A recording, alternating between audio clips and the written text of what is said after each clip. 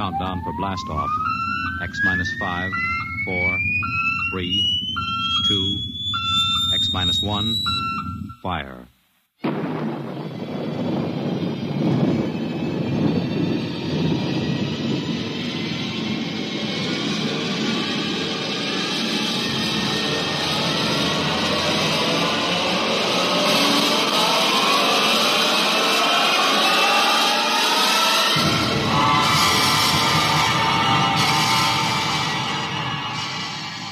From the far horizons of the unknown come transcribed tales of new dimensions in time and space. These are stories of the future, adventures in which you'll live in 1,000,000 could-be years on 1,000 maybe worlds. The National Broadcasting Company, in cooperation with Street and Smith, publishers of astounding science fiction, presents X minus 1.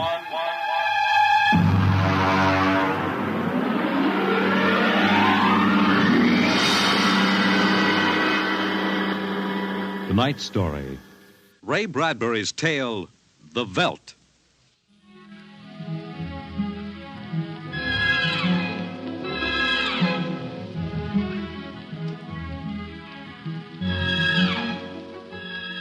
This is the office of Dr. David McLean, resident psychiatrist of the new Chicago Institute of Human Engineering.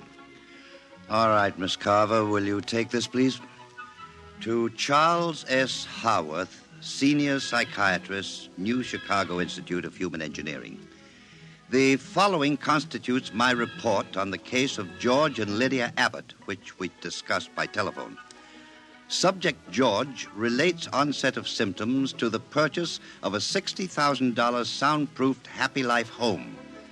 Under narcosynthesis during initial interviews, subject described the experience in the following manner.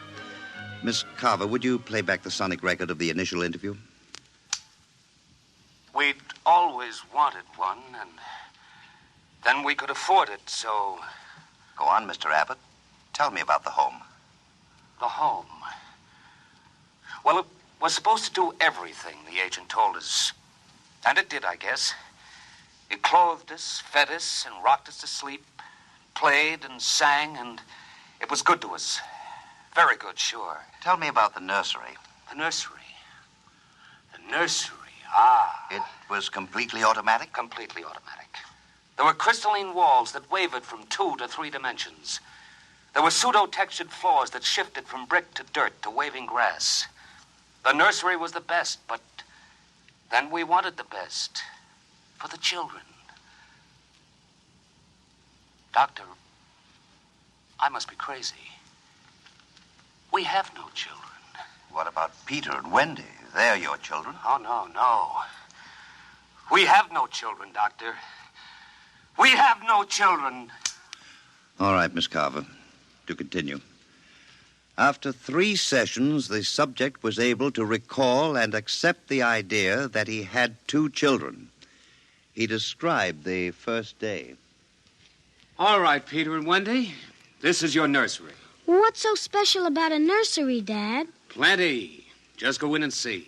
Do we have to? You'll be surprised. Gee. Go ahead. I'm scared. I'm not. Hey, it's nice in here. It is? Come on in, Wendy.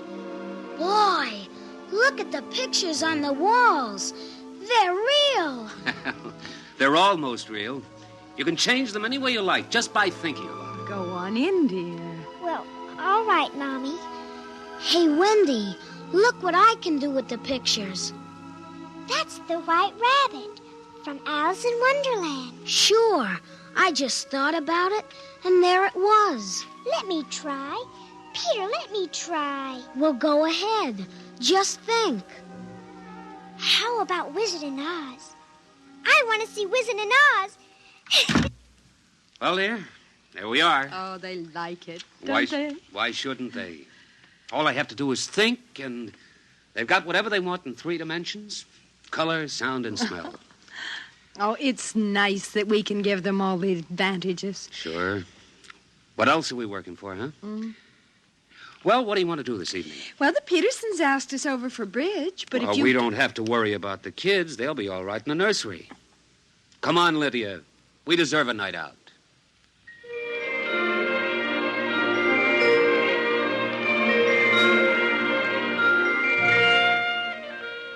And in the nursery, the walls were a kaleidoscope of time and space and imagination. The green forest of Sherwood and the quiet forms of Robin and his merry men gave way to the roll of the high seas and the smell of salt in the air as Sir Henry Morgan sailed into the harbor at Jamaica. And behind the crystalline quartz walls, the vacuum tubes and grids and banks of metal image tape spun quietly and efficiently, erasing the line between illusion and reality. Of course, the electric bill from Consolidated Utilities was tremendous, but it was worth it. The happy life home breathed contentedly as life proceeded with soft automaticity as guaranteed in the brochure and bill of sale. George. George, I wish you'd look at the nursery. What's wrong with it? I don't know. I was in the nursery last week. It's perfectly all right. It's different now. What do you mean, different? I want you to come and see. Are the kids there? No. Madge Allen took them to a show along with her kids. That's why I want you to look at it now, before they get back. Oh, all right. What you expect me to do, I don't know. I'm no mechanic. This isn't a question of a leaky faucet, George. All right, dear. I'm coming.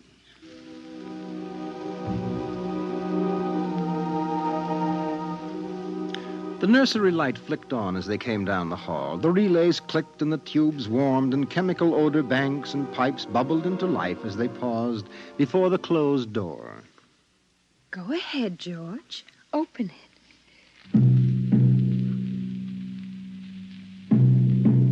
On all sides, in 3 dimensions, stretched the hot, tired landscapes of an African veldt reproduced to the last stick and pebble and bit of straw.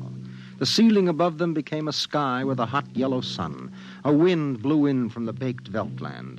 The hot straw smell of lion grass. The cool green smell of the hidden waterhole. The great rusty smell of animals. The howl of the jackal in the distance. And the papery rustling of the great vultures that wheeled and circled under the yellow burning sun. Let's get out of this, son. It's a little too real. Oh, George, you promised you'd look around. Well, I don't see anything. Wait a minute. There are the vultures. Filthy creatures. There are the lions. Far over that way. Yes, I see them. They're on their way to the waterhole. They've just eaten. It's some animal. A zebra or a baby giraffe, maybe. Can you see it? Are you sure? It's a little late to be sure. Nothing over there but clean bone and the vultures swooping down for what's left. Did you hear that scream? What scream? About a moment ago. Sorry, no. Oh, here come the lions. George, they're frightening. Take it easy, Lydia. They're just illusion.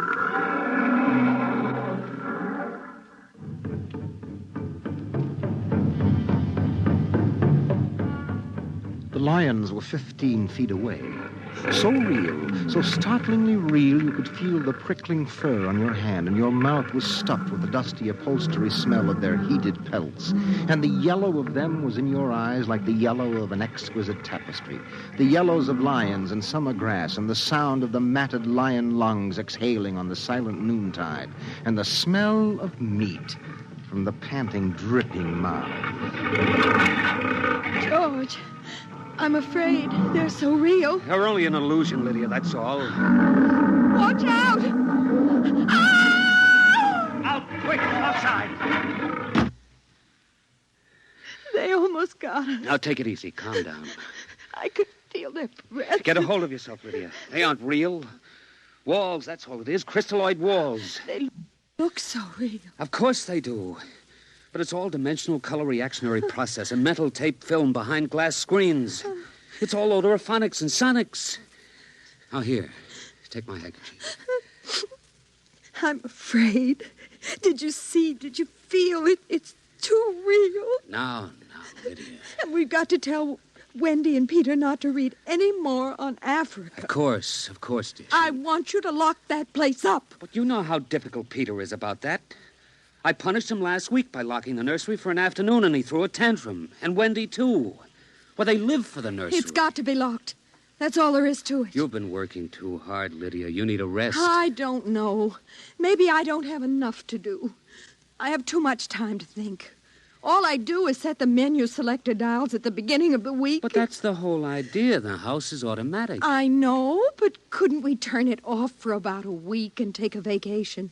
You mean you want to fry eggs for me? And darn socks. I feel like I don't belong here. The house is wife and mother and maid. How can I compete with the African Veldts? George, those lions can't get out of there, can they? Of course not, dear. Now, don't think about it anymore.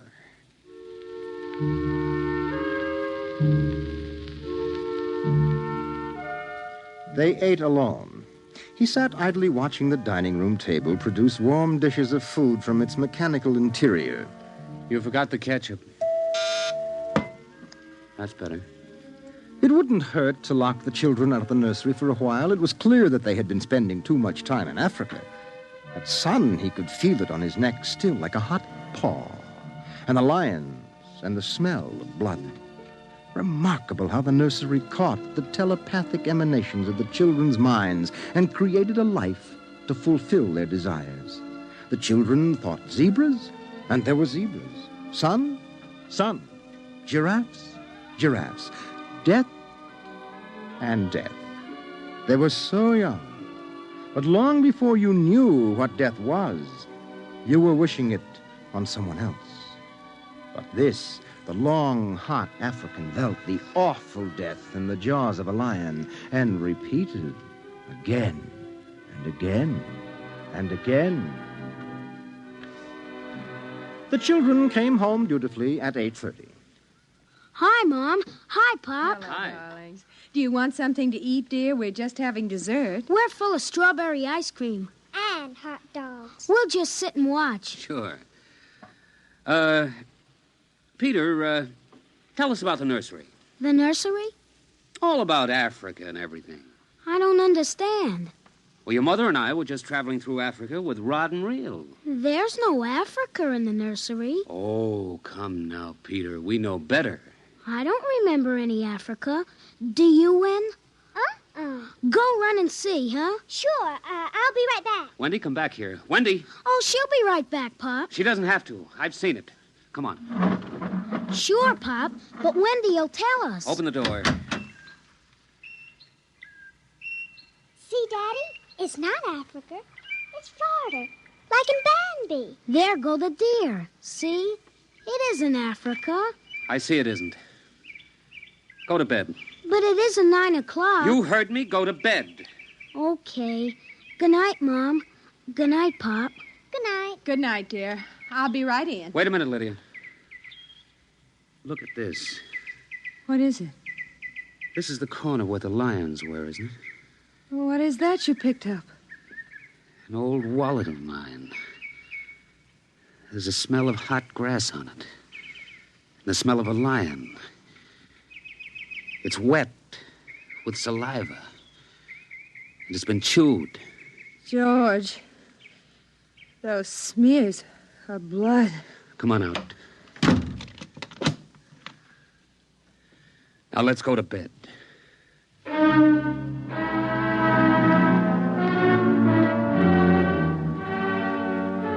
But in the middle of the night, he was still awake, and he knew his wife was awake.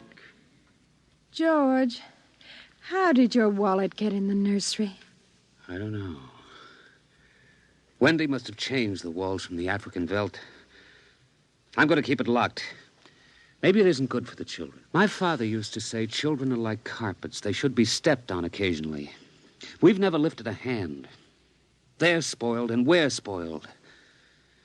I think I'll have Dr. McLean come tomorrow morning and have a look at Africa.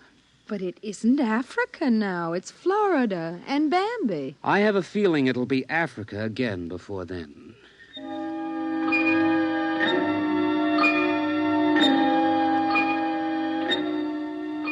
Although their automatic somno beds tried very hard, the two adults could not be rocked to sleep for another hour.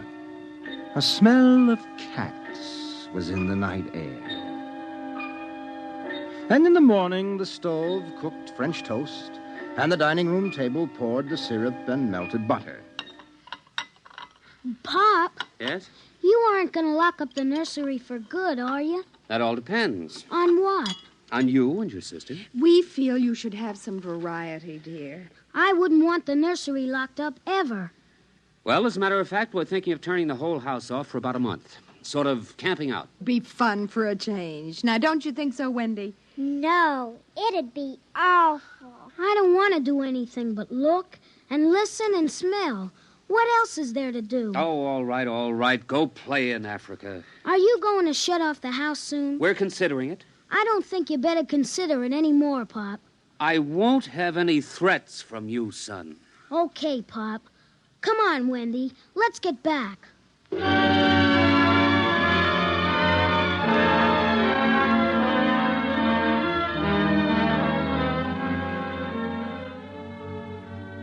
After breakfast, Dr. David McLean arrived.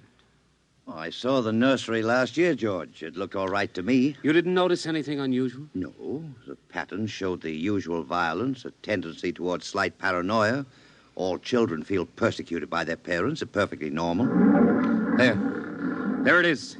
Suppose we take a look at it now.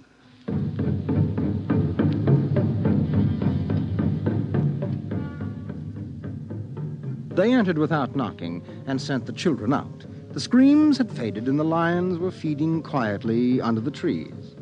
I wish I could see what they're eating. How long has this been going on? A little over a month. Certainly doesn't feel good. I don't want feelings. I want facts. George, a psychologist never saw a fact in his life. He knows about feelings. And this doesn't feel good. Now, my advice to you is to have the whole room torn down and your children brought to me every day for the next year for treatment. Is it that bad? I'm afraid so. You know, that's why the nursery was developed originally, to let us examine the patterns left on the wall by a child's mind. But what is it? What's wrong with Peter and Wendy? Well, it's hard to say. I haven't punished them more than average. Oh, I took away a few gadgets. Last week, I locked the nursery to show I meant business. You've let this room replace you and your wife in your children's affections. This room is their real father and mother. And now you come along and want to shut it. Well, you can feel the hatred coming out of that sky. George, turn everything off. The nursery, the automatic kitchen, the whole automatic house. And start now. But won't the shock be too much for the children? I don't want them going any deeper. Let's get out of here. I never like these rooms. They get me nervous. Those lions look real, don't they? I don't suppose there's any way... What? That they could become real. Not that I know. Some flaw in the machinery, tampering? No. I don't imagine the room will like being turned off. Nothing ever likes to die, even a room. I wonder if it hates me for turning it off. Paranoia is thick today. Well, hello. Is this your scarf? It's stained. Brown. Blood. That's Lydia's. Come on, the main fuse box is out here. Right, go ahead. Pull the switch.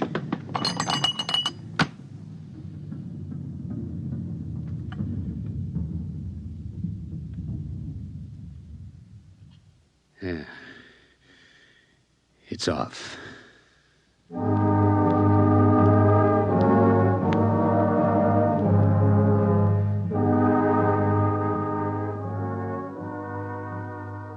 The two children were in hysterics. They screamed and kicked and threw things. They yelled and sobbed and swore and jumped on the furniture, weeping. It's off and it stays off. The whole house dies as of now. He marched around the house, cutting switches and pulling fuses. Don't let them do it. Don't let Pop kill everything. I hate you. I hate you. Insults won't get you anywhere. I wish you were dead. We were for a long while. Now we're going to start really living. Instead of being handled and massaged, we're going to live. Once more, Daddy. Just once more. One more minute of the nursery, that's all. Just one more minute. Oh, George, it can't hurt, really. Oh, all right. Only shut up. 1 minute, and that's the end. Forever. Gee, thanks, Pop. Thanks. And then we're going on a vacation. Dr. McLean is coming in half an hour to help us out. Lydia, turn on the nursery for just a minute. Oh, boy. Come on, Wendy. Come on. Thanks, Daddy. Thanks a lot. Just 1 minute, remember? Now, where'd I put those suitcases? Lydia! Don't shout, George. I'm right here. Did you leave them alone in the nursery? Well, I've got to get ready, George. Well, I guess we'd better get them out of there before they get involved with those beasts again. Pop! Pop, come here! Daddy! Mommy! Come on, quick. Wendy! Peter! What's the matter? Hurry up. Open the nursery. Wendy! Peter! They aren't anywhere. Wendy? Peter? Peter! The door. Open the door. They've locked it from the outside. Peter! Peter! Wendy! Peter! Open the door, dear! Let us out, Peter! Open the door. It's time to go. Open the door! George! The lions! Peter, do you hear me? Open this door! They're all around us, George! Son! Son, do you hear me? Let us out! Son! George! Look out! The lions! They're coming!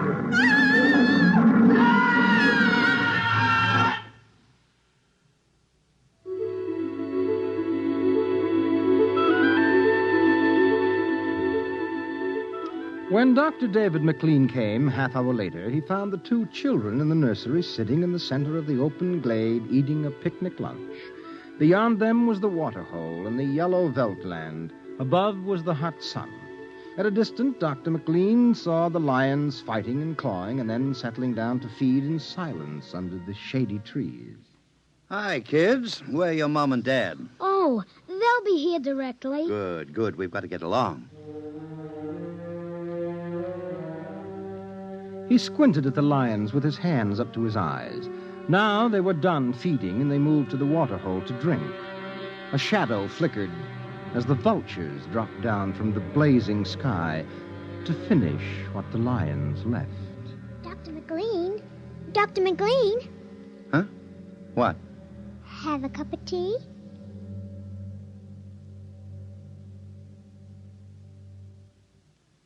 Which concludes my report to date.